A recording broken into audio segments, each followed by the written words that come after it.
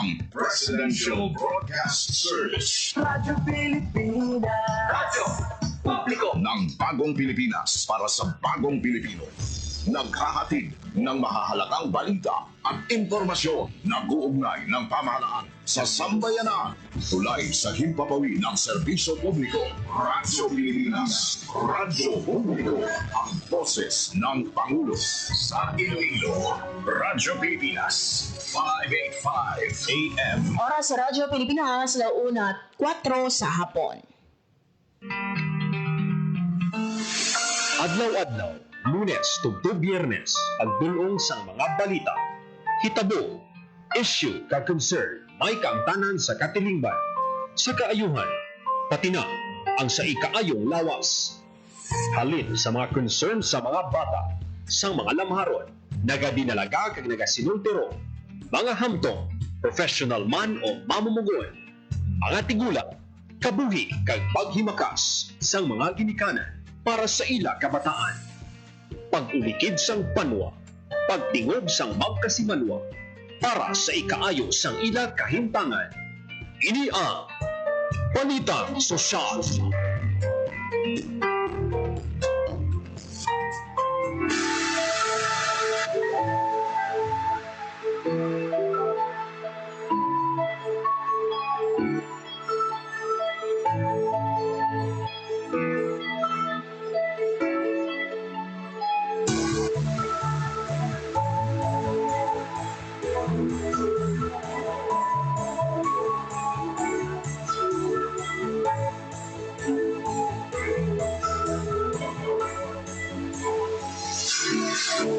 Mayong hapon Pilipinas, mayong hapon Western Visayas, mayong hapon syudad kag probinsya sang Iloilo.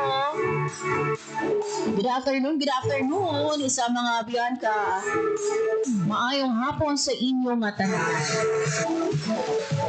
Maayong hapon sa aton nga mga kauturan, sa aton nga mga market vendors, sa aton nga mga jeepney, taxi, tricycle and tricycle drivers nga nakatune in na subong nga aga sa ato subong nga hapon sa aton nga pagpangalaga. Mga biyan, ini ang inyo alagad, Maria Grace Aranyata, and welcome sa programa Balita Sosyal. Sa atong mga biyan nga pagpangalagad subong nga hapon, istoryahan naton mga biyan ang pagpanagtagno sa financial assistance, cash aid sa mga naapektuhan sa bagyo, particularly no dito sa Pilar sa probinsya sang Capiz. Madumduman mga biyan nga isa ang probinsya sang Capiz sa tuman gid no nga natamaan sang naglabay ang Bagyo Tino. So ang aton mga biyan nga Department of Social Welfare and Development Field Office 6 nagpalabot sang cash aid sa mga typhoon affected families sa Pilar, Capiz. Pinaagi inino sa emergency cash transfer. So patpato naton ina mga biyan ang inino baluon naton pila bala ang nabaton sang kada pamilya. Nag-istoryahan naman mga biyan subong nga hapon ining pagpahayag mismo no sang aton nga central office matapos nga ti nakalabot sa central office ang DSWD6 ining ginapasuni nga pagkat sang AX o kon assistance to individuals in crisis situation sa mga benepisyaryo naton dira sa distrito sang Haro. Amuning hambal naton kahapon no. Baw, wala gid kamo na huya. Ang ginakwaan ninyo nga mga benepisyaryo ang naka-eksperyensya o kunyara sa krisis nga sitwasyon. Ara na sa krisis nga sitwasyon, kindugangan pagid ninyo ang ila nga inaga pinaagi sa pagkuha na may nakabaton kita no sang report halin sa 10,000 pesos nga dapat original no amo ini siya ang kantidad nga batunon sang aton nga AX beneficiary. Ginakuhaan sang 8,000 pesos. Bilin sa aton nga mga benepisyaryo 2,000 pesos. Diin nagkagto ang 8,000 kasi o makagto ang 8,000. Wala ka muna huya. nga wala ganito nga tunga ang ginbilin ninyo sa mga benepisyaryo. May statement ang ato nga DSWD Central Office na tuhoy diri no sa ginapasuni nga pagkat sang AX benefit.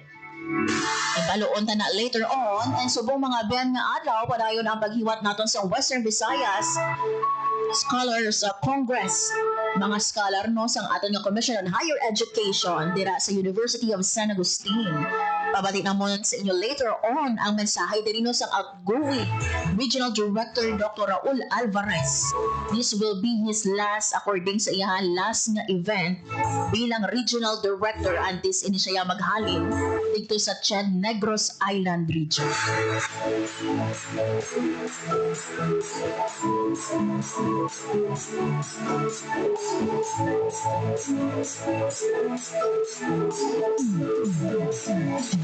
This time mga biyano, magakuha kita na sa pinaka-latest natin nga weather update. Kaupo na ang aton nga pag-asa Iloilo si Sir Rolly Cuenca. Radyo Pilipinas Weather. So Rolly, maayong hapon sa imo. Yes, ma'am, mayroon nga po no, kung sa atin man ng mga tagpalamati. Ang natang latest sa update sa buong adlaw, November 13, J 2025.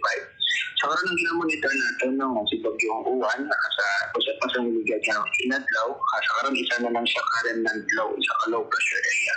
Pagulay natin mo sa siklatan na 490 km sa north-northeast at Itayat, Batanes. Kada sa karoon no, maliban sa Bagyong sa low pressure area, si formerly Bagyong Uwan, ITC or Intertropical Convergence Zone ang nagkakaroon nga nag-epekto sa buong Sumay, Mindanao. Dito sa may Western Visayas, magpadayo ng mayong panahon, may mga posibilidad makita sa mga isolated, may mga pagulagulan, pagpangulat pa na doon, wala sa mga localized thunderstorm. Nahinatugtog pa sa nga natin yung hangin, di ka namin kami na nasigbangan, katang baka na itugtog pa sa yung mga pagbalog sa aton katagatan. Forecast temperature natin ngayon sa 25 to 32 degrees Celsius. Kadlaw natin ang butlak alas 5:44, magatong din siya alas 5:23 karon sa hapon. Kaya man natang latest sa update ng dito pag-asa. Kalagay. Sir Rolly, aloy ako ibaloon no ining anay si Bagyo 1 sa gihapon nakaara sa sulod Sampar or sa gwa ng Sampar, Sir Rolly. Sa gyapon mo mayara, sa gyapon siya sa masulod sa atong mga park, pero ato na siya sa may Taiwan lakit mo. Kada sa karon isa na lang siya ka low pressure area. Wala na kita sa ibang pagid ng mga weather disturbances, Sir Rolly, sa sulod o kung sa gwa man Sampar. Yes, sa karon wala ka naman kita kain na si Platano, although may mga cloud cluster kita nga ginamonitor sa may eastern sa mga Mindanao, pero sa karon maliban sa wala naman kita may ginamonitor pa. Sir, you've mentioned Intertropical Convergence Zone. Iniya ang nag-aapekto lang sa Mindanao, kita diri sa Western Visayas or sa Visayas, hindi apektado sa ITZZ. Yes, pa mga localized thunderstorm ang posibleng magkalat sa buong hapon. Okay, so nga adlaw sir no, or as of 1 PM pila ato na record nga heat index kita kung kahapon no sa mga amo sini oras 40 degrees Celsius on a record. So today Sir Ronnie, pila ay hanang ato nga heat index? Isang sa karon no, as of 1 PM naka-record kita sa 41 nga heat index no, so medyo wapa ang subong ang ato nga pangyay so dala sa nga improving weather condition. Okay, because of this Sir Ronnie, ang imo panugyan sa ato nga mga tagpalamati. Ayos na sa ating mga tagpalamati no, so sa gihapon panagyan sa gihapon kita no nga sa buong adlaw medyo mainit ang aton nga panyampo, pero expectaron natin no nga may mga posibilidad sa gihapon sa mga isolated natin nga mga pagulan-ulan sa hapon sa pagabi. That's why we advise no nga magdala pa nga tayo no ang nga protection natin sa adlaw sa buong mga kainiton sa buong sa aga sa buong mga mainit panahon, and then protection natin no sa hapon pag-abot sa mga localized thunderstorm, may mga pagulan kita nga posible na experience. Okay, with this Sir Rolly, madamo nga salamat sa imo nga paghatag sa impormasyon diri sa Radyo Pilipinas Iloilo. Kisang thank you pag mayong hapon. Radyo Pilipinas. Radyo Publiko. Radyo Pilipinas. There you have it mga biyar, Sir Rolly Cuenca, ang ating weather observer gikan sa Pag-asa, Iloilo. 41 degrees Celsius mga biyar ang ating heat index sa mga kauturan naton dira. Nga indikit man ikaw ang pagwa sa inyong balay, dalagid no sa payo, kag syempre mag-inom sa inyong tubig. stay hydrated, no? Kag sa mga kauturan nato, no? Mga construction workers naton, kabay pa that you are taking time, no? Para nga makapos, makapahuway. Yan bali Sir Rolly, no? Padayo kita sa pag-experience sa nga mapaang nga tiyang. Pero syempre, no? Don't forget to bring man or magdala no sa inyong nga payo. Basi balang gulpihada, no? Magbubo ang ulan diri sa aton sa syudad sang Iloilo. Nag-dulom, no? Pero ini mga binadala sang localized thunderstorm ang Bagyo Uwan asa karon isa na lang ka LP na nag-re-enter sa Philippine Area of Responsibility. Wala ini siya sang direkta nga effect diri sa aton sa Western Visayas. Oras sa Radyo Pilipinas na 1:14 sa hapon.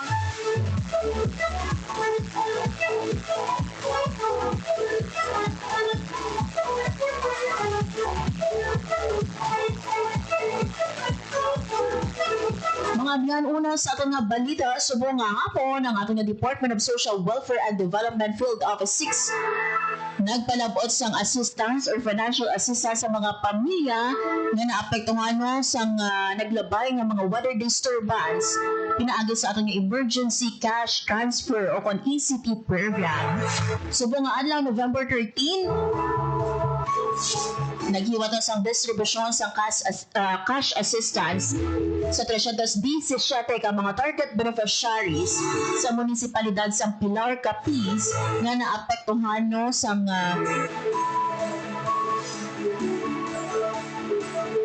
ini mga binabagyo Ramil. So kada beneficiaryo no nagbaton sa 5,500 pesos nga kung sa diino makabulig ini sa ilaman nga pag-recover and at the same time no makabakal sila sang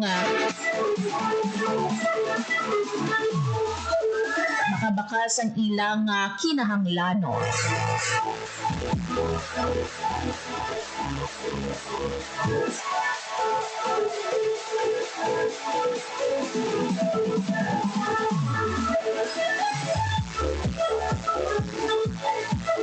Para mga bino makita sa screen natin sa Facebook page ining pagpanagtagno or distribution sang cash assistance. So kada, as mentioned, kada beneficiaryo 5,500 pesos. So ang payout giniwat ini sa Barangay Dulangan sa Pilar. Naging pangunangan sang aton man Division Chief sa Disaster Response Management Division o kung DRMD sang regions sang DSWD Region 6 si Ma'am Erlene Garcia. Diara man mga biyan nga help desk naging pahamtang sa on-site para nga ti masabat no ang mga concern sang aton nga mga beneficiaryo during the payout. Ang next batch sang ECT para sa severely affected families ang ginahiwat naman sa karon no ang validation sang aton nga local social welfare and development offices. Panugyan mga biyan sa DSWD sa publiko nga ang cash assistance sa idalom sa ECT program intended only for disaster-affected beneficiaries. Tag dapat no wala sang deduction. Actually, hindi lang sa ECT no, kundi tanan nga programa sang DSWD6 involve no ang cash assistance, wala dapat sang sinuman nga mag-cut. Dapat full amount ang mabato no direkta sang aton nga mga rightful o ang tanan naton nga mga beneficiaryo.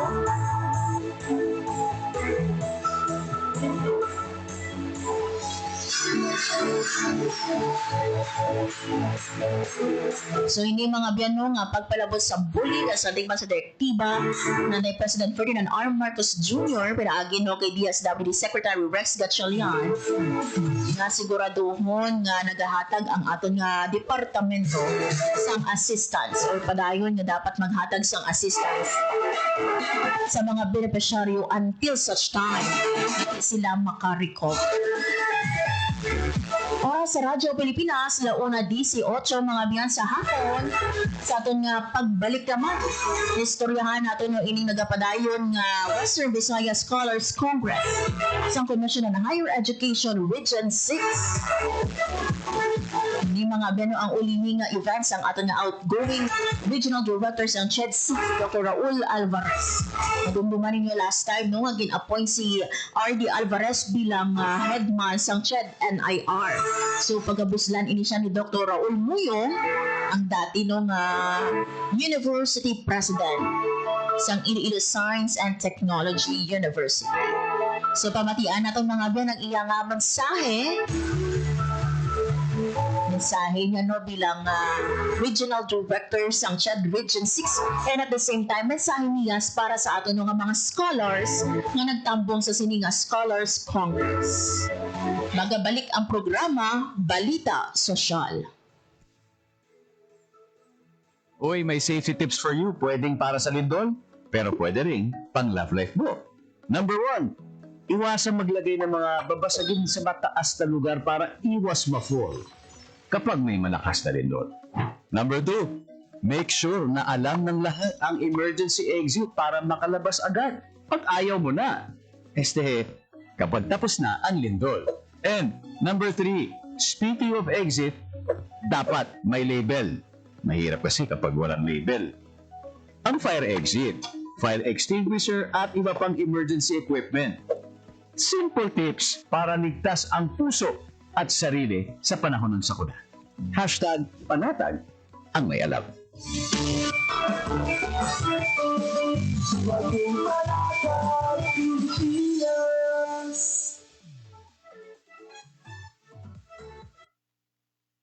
Magandang araw, si Dingdong po ito. Tagbagyo na naman, kaya tara samahan niyo kong i-remind ang mga kababayan nating magsasaka at mangingisda. Say AHA. A for ani. Hanggat maaari, anihin na natin ang mga pananim para hindi tumasayang sakaling mahain ang inyong taniman. Next, H. Hayop. Ilikas natin sa mataas na lugar ang mga alagang hayop tulad ng baboy, kambing, baka at iba pa. Huwag rin kalimutan ng pets natin, ha? At A for alon. Paalalahanan ang mga kapamilya nating mangingisda na huwag duminong pumalaon. Safe with me? AHA. Para safe ang lahat sa panahon ng sakuna. #panatag ang may alam.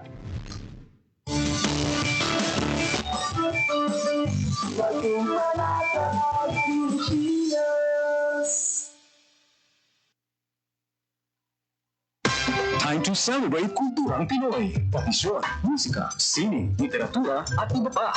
Anything and everything fun and Filipino. Ito ang Pinoy Kultura. Famously known as the lead female character in the epic 19th century narrative of Jose Rizal's Noli Me Tangere, ang Maria Clara ay isang traditional dress na ginagamit ng mga Filipina. Touch Me Not may not just be the title translation of Jose Rizal's book. Pwede rin yan ang sinasabi niya sa kanyang pananamit, since the dress covers almost all of her person. It surely does. Ang Maria Clara ay may 4 na bahagi. The saya, which is a long dress, the tapis, which is a knee-long skirt, the camisa, which is a colorless camise, and the panuelo, which is a stiff scarf. Paano kaya niya pinatigas yung scarves na di siya mabaluktot sa hangin? Sa pagplansya yan, gumagamit ata sila ng starch para nakatindig yung scarf all day long. And although the design of the Maria Clara has transformed through the years, in the 20th century, ang Maria Clara ay nag-evolve na to a terno. Terno, now that's what we mostly hear these days. That's the dress most, if not all, Miss Universe Philippines title holders wear during the nightgown segment in the global pageant. Philippines! Those butterfly sleeves are really a fashion statement the whole fashion world can't help mention and admire. Exactly. Pinapasikat nila yung humble pinya cloth natin, which is what most ternos are made of. And with the ever-changing times, mixed with silk and ibang materials na rin, giving the terno a modern twist na sumasama sa changing standards in fashion today. Although the Maria Clara style has changed through the years, yung imahe of the classic Maria Clara can still be seen in every terno produced. Ang trahedya naman, if you've read Noli Me Tangere, which I assume we all have had in high school, unless you were so zoned out, Maria Clara and Crisostomo Ibarra don't end up together, but that's for another Kultura. It sure is. Now that's a quick look at Kultura because our culture is cool. Yan, ang Pinoy Kultura. Because our culture is cool. Oras sa Radyo Pilipinas na una 23 sa hapon. Radyo Pilipinas. Radyo Publiko. Radyo Pilipinas. Sa gihapon, nagapamati ka mo sa programa Balita Sosyal kagakong inyong alagad, Marian Grace Aranyata.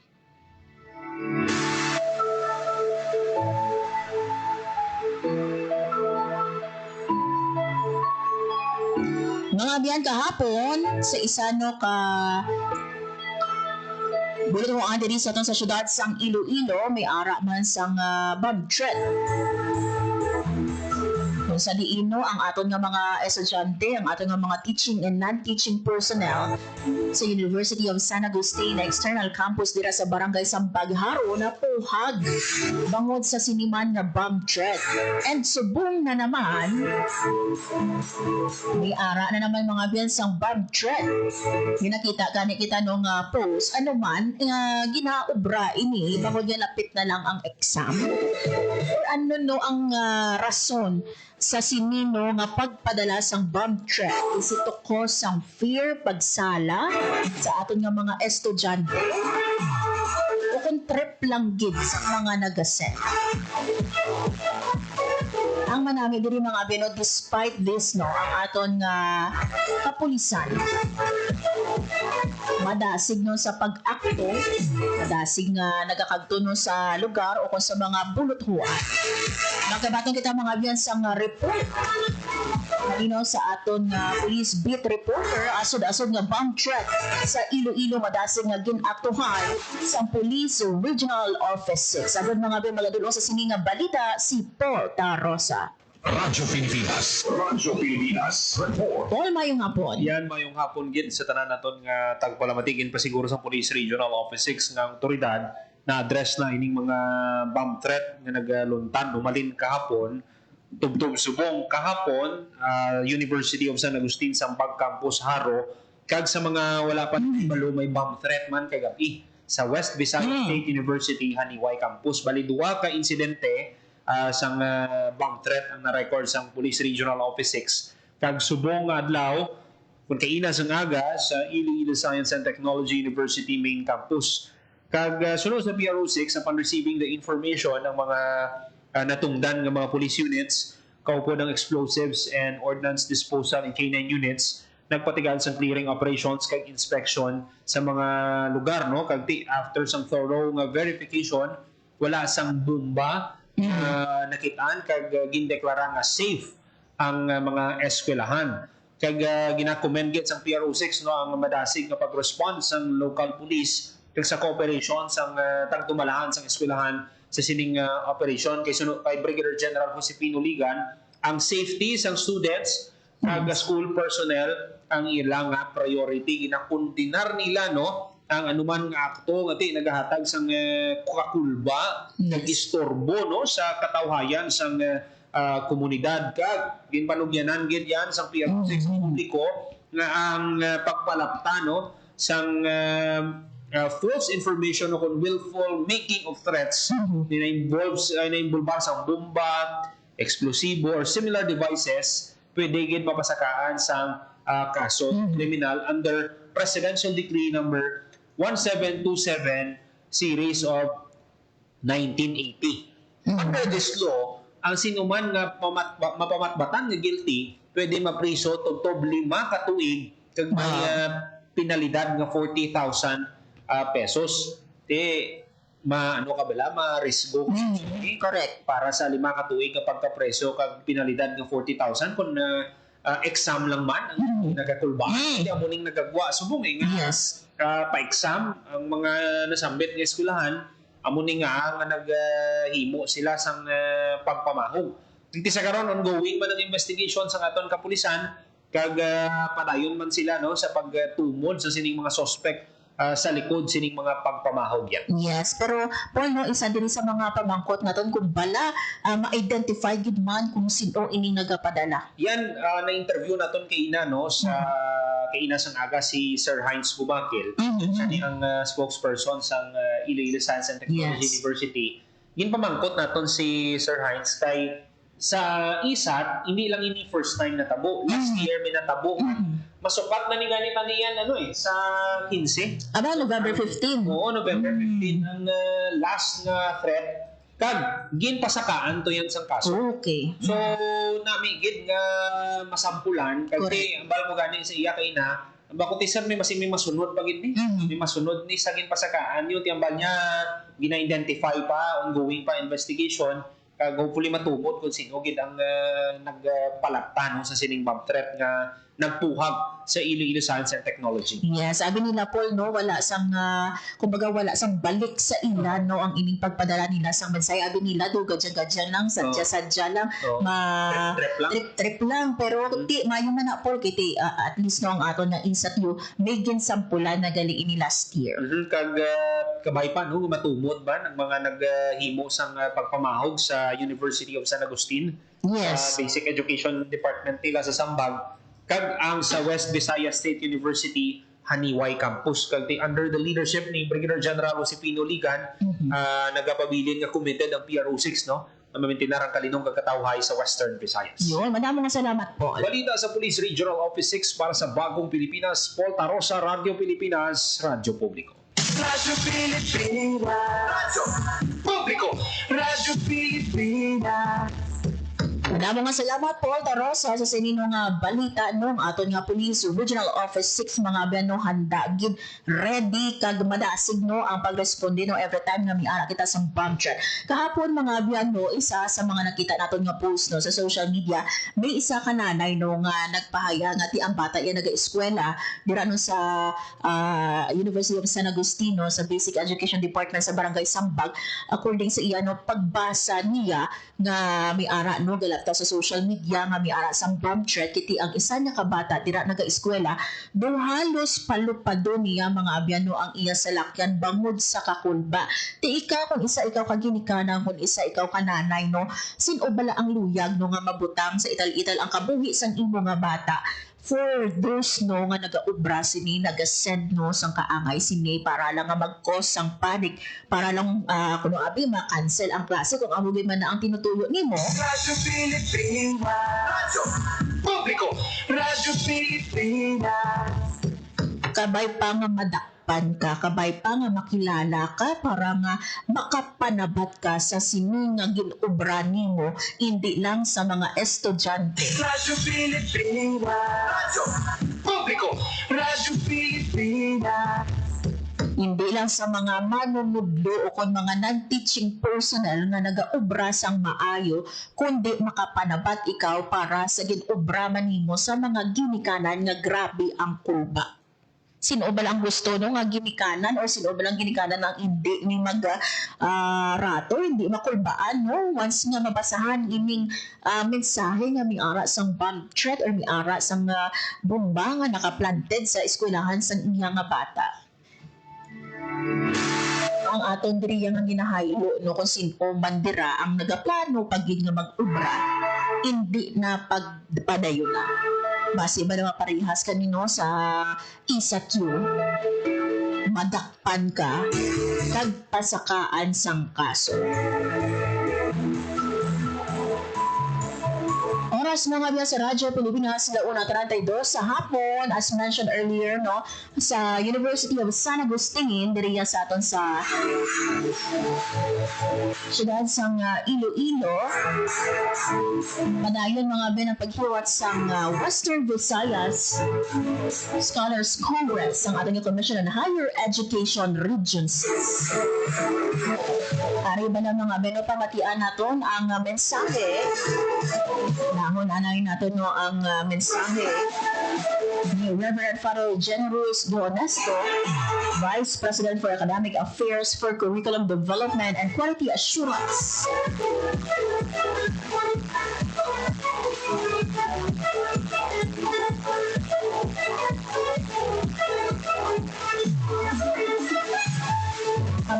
nato mga Beno ang iyang mensahe matapos na pinapilian ang University of San Agustin bilang venue sa ang sining gathering ni ala kita mga biyan kapino o masobra sa 400 ka mga scholars ang nagtambong face-to-face kag online sa siniman nga Congress or Scholars Congress naton.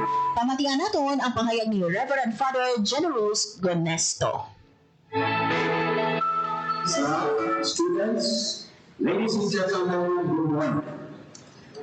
On behalf of the University President, Reverend Father Ivan Estes of OSA, I am humbled to welcome you all to the first University of Western Visayas, where, as they say, we started and we are still doing it.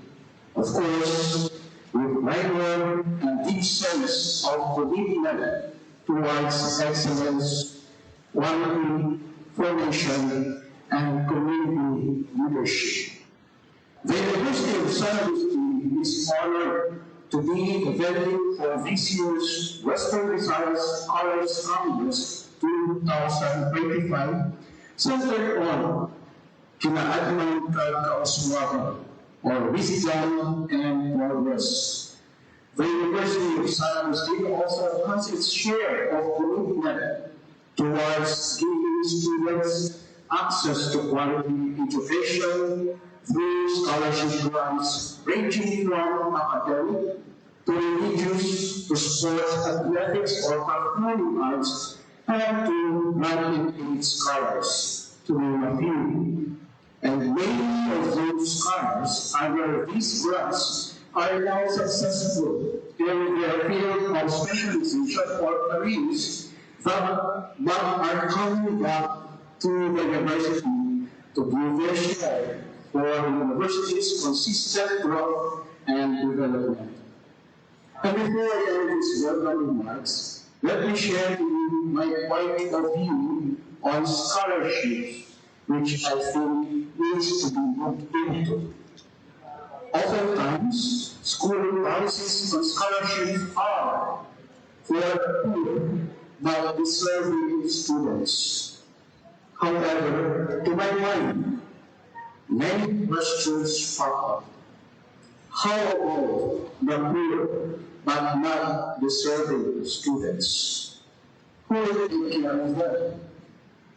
How sure are we that the criteria in knowing the poor but deserving students are for real?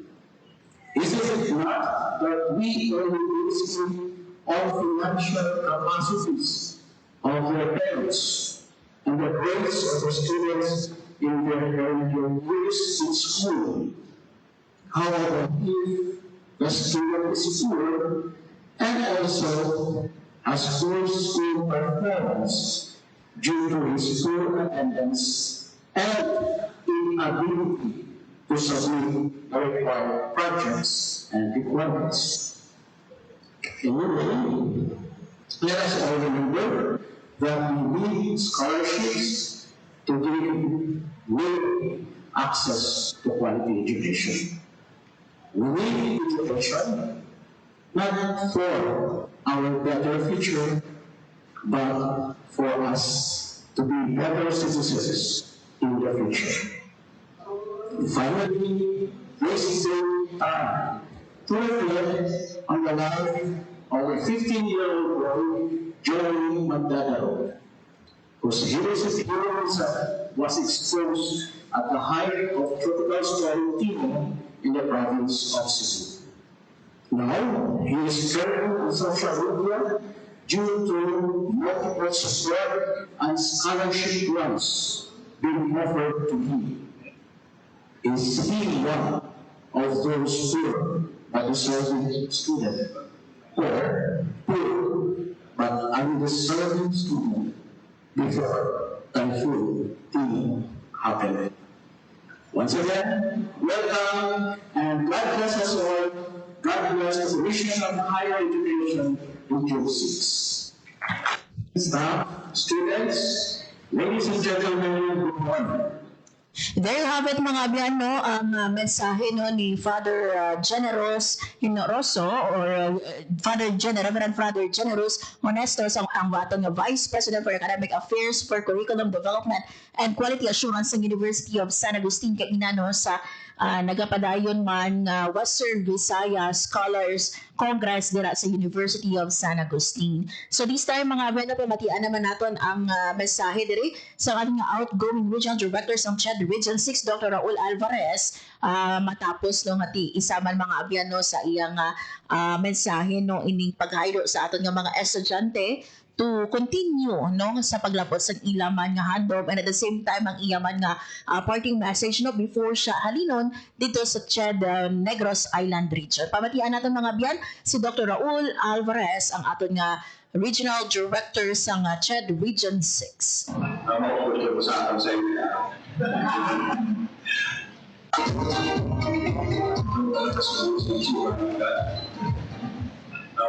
Usapan sa inyo. It's going to be my last official activity for Western Visayas as legal director. And it's an honor to be with the best minds, the best students we have in the region. Okay? So, all together sa mga natin, let's achieve more. To be President representative at the team UNESCO and our esteemed resource persons who is speaking, the dear President of Regional Christian University na University sa amigos and Dr. George Corten, the rest of the scholarship guests, our students, our officials from the Commission on Education, headed by our Chief Education Program Specialist, Dr. Daniel Solis, our Assistant Chief, Dr. Roslyn Robles, our Chief Administrative Officer, Dr. Greg Perez, our Program Assistant Administrative Officer, Dr. Power, who's watching us in live by Facebook, get well soon, and get back to the room. Eh, walang gagawin si Coco. Eh, gagawin si Coco, gagawin naman siya. Our team from the Stupas, the Lumimas, Pagsasika, Tiyo ka mo bigyan na pa. Okay, hindi na ano yung siya sa amigos na mag-program sa mga scholars na ito na para sa inyo, manaman ang kawangan ninyo. They are the ones working for you. Hindi ba na, grabe yung effort ang input sa team, sa mga scholarship unit for this activity. And I'm very proud working for them for 3 years and 10 months. To all of you listening and watching by Facebook, salamat again, and mayo Dr. Angela Teresa. So sa tanan ko ng mga boss, first and foremost to Chair Phil Rubis, our Commissioner, Commissioner Parativo, my boss, immediate boss, Attorney Cinderella Benitez Haro, and all officials of the Commission on Higher Education. This was great. When you friends, mga estudyante, ang gusto mo na yung mga politika na sa iyo. This is for progress. My message for today, the onset, will be the platform of achieve to wisdom. Nag-aalam ka, kinamilan, mag-achieve ka. Ang alam nila sa achievement remains a redundant thing. It does not push equity or so. Ang alam gamitin para mag-ayo ang iyong mga buhay. Hindi lang imo kung hindi man sa iyong kapitbahay kasilingan kang pagpilo na Pilipinas. Let me start and share with you the greetings of peace from the good chairperson of the Commission, Dr. Shirley Arrutis. And ang mga mensahe. This is a celebration of excellence. a celebration of excellence. Lawrence Miller says, excellence is not an accomplishment, it is a spirit. It is a never-ending process. Kung mag-graduate ka mo, mag-graduate ka mo, does not stop there. Does not stop there. Graduating to the head of government is just a start to play. It's a start. It's not even 10% of where you will go. Okay? So it's never ending. Attaining excellence in all things, for this reform and beyond, is a never-ending process. Kung kapulian ka, kung hindi ka nakaiso, ihahan sa iba. There are worthy individuals, again, ang mga pinipuro natin, kapulian ka. There should be continuity for leadership, continuity for doing things for people, and especially sa mga estudyante. My dear students, this is one of the biggest animals we have. Ano na siya kanina? Ay, kaginay. Ano na? Okay. Papasok mo ng ilipan kung pinigita ng isang sarawin ito. Makakita mo? Nakita mo may siguro ng ilipan din. Kita mo sa picture, ay, this is the story of the rampage of the elephant. Ang ilipan din, si Elvira, there was a story of a man who was walking to an elephant camp. Tapos, tinignan siya, why did you being kept in cages? Aga na sila. And then, the thing that was holding him back was a story tied to one of his legs. Dinilitan siya sa kamay sa tinignan palpal, pero tinala sila na inuwi ang elephant na himself some effort to bring the man and be free and escape. So, the man went to the trader of the elephants and asked, why did the elephants never try to escape? Kaya kung sa lawas nila, kababayan sa amin, hindi nila pagkutuloy. So nevertheless, the trader replied, and the elder, when they are young and less forward, we use same size of rope to tie them at that beach, which was enough to hold them. Ang hindi na tayo sa luna, sa dalawang kayo, Bichakto na para tumayo mo, hindi ikaw na patayuan sa kamuhin, mo. Hindi ikaw na patayuan sa kamuhin, ikaw ay mahain ka. Because you are deprived of wisdom, you are deprived of dignity. Bichakto.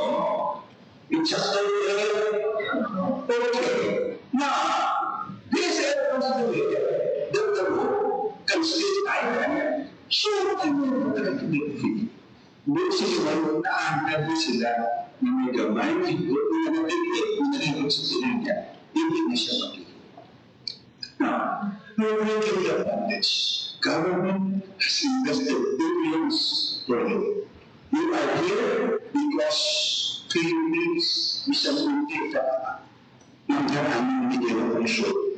Ang ating gobyerno, ang ating presidente, ang opisyalis nato, try their best to help you break the road that has been holding you for so long. You understand me? Kahit hindi mo, hindi mo kapatid. Now, the reason, again, why the elephants are not escaping is that over time, like most of us has adapted to the fact that we cannot possibly escape ignorance and poverty. Okay, now, what is the moral of this story? Well, it says that at this point in time, the magandang coming with the help coming from government, coming from the People's Republic of the Philippines. No matter how much the world tries to bring you back to this, remember, with the belief your goals are possible. posible na inaanay na you don't have the knowledge, skills, and the attitude, you have attained what you expected higher because ng institutions here, you must exercise. Kamu na you can expect now that you will be one step here to achieve your dreams. Achieve your dreams. Ang hindi na para sa iyo. You know how to wisdom, you know how to first essential in living, and the first thing you need to achieve your dreams. Amen?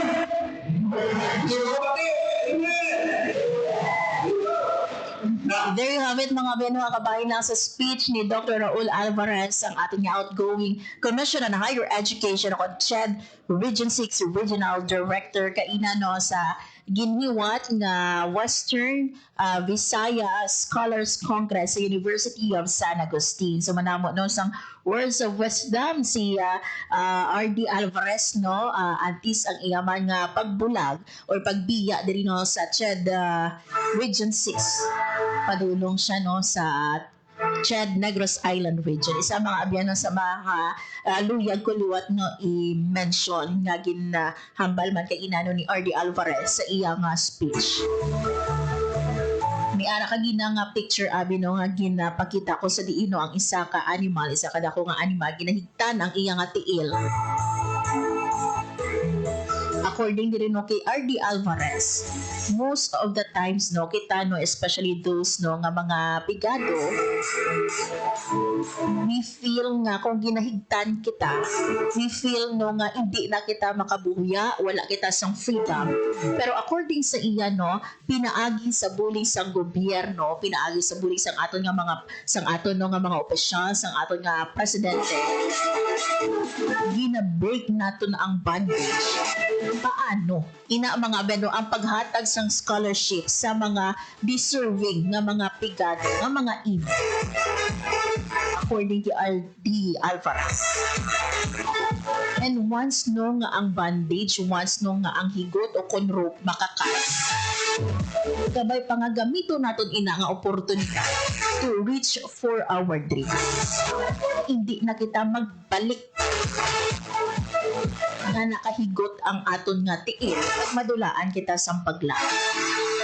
So that's why no sa mga estudyante naton dira kung kamo subong no isa sa mga beneficiaryo sa scholarship sang gobyerno kabay pa nga halungan ninyo ini bangod nga madamo mga abeno nakita naton for instance no sa OWA nakita naton mga abeno nga madamo sang aton nga mga ginikanan no nga mga OFW and their dependents ang luyag nga mag-avail sang scholarship sang OWA.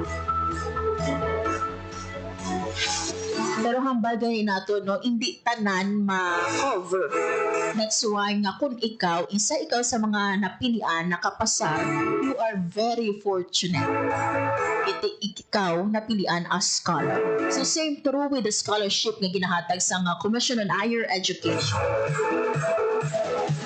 Kabay pa nga halungan ini ang hambagan ni RD no kabay pa nga ang ini nga scholarship ang mangin way nimo not only no nga improve ang imo nga kabuhi but at the same time improve ang kabuhi sa mga tawo nga yara sa imo nga palit. So sanday sino ina ko may mga utod ika o may mga member pa ikaw daw sa imo nga pamilya, members of your family na naga-eskwela. Kabay pa nga kung makagraduate ikaw, makabulig man ikaw. At ang isa pa gino sa ginmention ni RD, once nga makagraduate ikaw, that is only 10%. In fact, ganito wala pa nakalapod sa 10% ang imo nga maag. So, importante dira, you use whatever knowledge no nga imo nga nakuha sang naga-eskwela ikaw. Apply nimo sa imo nga kabuhi, sa imo nga pag-ubra para nga mangin successful. So kay RD Alvarez no, congratulations sa pila niya no nga tuig nga tenure diri sa aton sa Region 6. And we are hoping best of luck no sa aton man nga Regional Director nga magahani na dito sa CHED Negros Island Region. Oras Oras mga abyan sa Radyo Pilipinas, 1:53 p.m. By the way, adis kita magtakop mga abyan ang aton nga DSWD Central Office nakalabot mga abyan sa ilang igkalupangon. Ang ini mga abyan nga reklamo sa pila ka mga pumuluyo kung sa diin may cut ang ilang AX. Sa karon mga abyan gina-imbestigaran na sang aton nga DSWD ang report sa ginapasuni nagakuha sang bahin sang cash assistance sa ginhatag nga mga pumuluyo sa idalon sang assistance to individuals in crisis situation program sa according sa report kay ilang nabaton sang pila ka mga barangay officials sa barangay Quintinsala sa Haro. Pahayag mo ni DSWD spokesperson Assistant Secretary Irene Dumlao, ginapakamalaos ang departamento ang akto nga nagakuha sa buhos nga buli o kabahin sang buli nga nabaton sa mga benepisyaryo. Pahayag ni Asik Dumlao ng ayuda para sa nagakinahanglan kag dapat bilog ang makuha kag hindi dapat pagbawiyon kon buhi. Asaling sang tagpamaba no nga gilayon nga magahiwa sila sang investigation para ma-verify ang report. Dugang pa sa departamento nga may mga residente mga sa barangay Lanit Haro nga may kapareho nga reklamo kag nagpahayag nga may barangay personnel nga nagabisita sa ilang mga balay para kolektahon ang bahin sang assistance. Bao gina kagtuan git. Wala lang ginalambatan ginakagtuan gid sa balay. Liwat nagpaanon doon mga ating DSW Field Office 6 sa publiko nga mga vigilante kontra sa mga individual o grupo nga nagakuha sa nga parte sa AX assistance. Kabay pa no nga ti makilala gid man nino matungod sa naisin o bala ining mga barangay official kag syempre mapanabat. Grabe hat, 10,000 waan na 8,000 ti 2,000 lang ang bilin sa pumuluyo. Mas dako pa ang ila kaysa sa mga pumuluyo nga yara sa krisis nga sitwasyon. Huya-huya man. Oras sa Radyo Pilipinas, 1:55 p.m. Wala na kita nabilin nga oras sa ato nga pagpangalagad sa bunga hapon. Thank you so much sa inyong nga pagtutok and thank you man sa akong mga katuwang technical sa studio. Sir Vermor Aventura kag sa among transmitter, Sir Jeffrey Butita. Mga biyan ako na lang gid si Marian Grace Aranyata kag ini ang Balita Sosyal. Ito ang Presidential Broadcast Service. Radyo Pilipinas. Radyo Publiko ng Bagong Pilipinas para sa Bagong Pilipino. Naghahatid ng mahahalagang balita at impormasyon na guugnay ng pamahalaan sa sambayanan. Tulay sa himpapawid ng serbisyo publiko. Radyo Pilipinas. Radyo Publiko. Ang boses ng Pangulo. Sa Iloilo. Radyo Pilipinas. 585 AM.